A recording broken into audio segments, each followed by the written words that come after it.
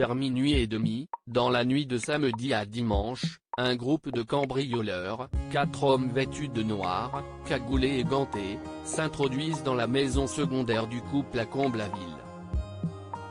Alors que Bernard Tapie et sa femme Dominique sont endormis, les malfaiteurs escaladent la verrière du perron et forcent une fenêtre du premier étage pour s'immiscer dans la demeure. Une fois à l'intérieur, ils se chargent de réveiller les 2 occupants. Les Tapie ont été réveillés par des lampes torches dans la figure, confie un proche de l'affaire aux Parisiens, avant de les molester, puis de les ligoter à l'aide d'un câble électrique. Les agresseurs se sont acharnés sur Dominique, en la frappant au visage, continue la source, tandis que Bernard Tapie reçoit un coup de matraque sur la tête.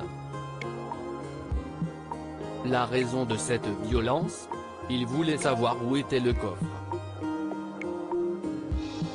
Finalement, les cambrioleurs s'emparent de 2 montres, dont une Rolex, des boucles d'oreilles, des bracelets, et une bague, rapporte le Parisien, avant de décamper. Après leur fuite, Dominique Tapie parvient à se défaire de ses liens et court se réfugier chez une voisine pour donner l'alerte.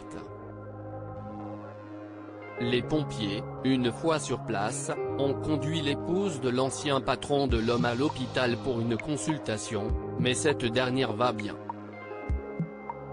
Quant à Bernard Tapie, il n'a pas souhaité être emmené par les secours. BFM TV rapporte que l'homme d'affaires était en état de choc, mais pas blessé.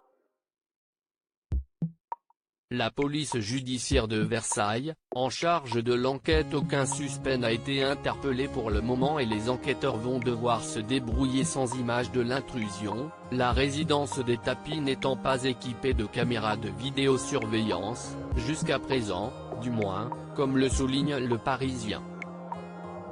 En revanche, le journal révèle la découverte d'un gant, sur la scène du drame.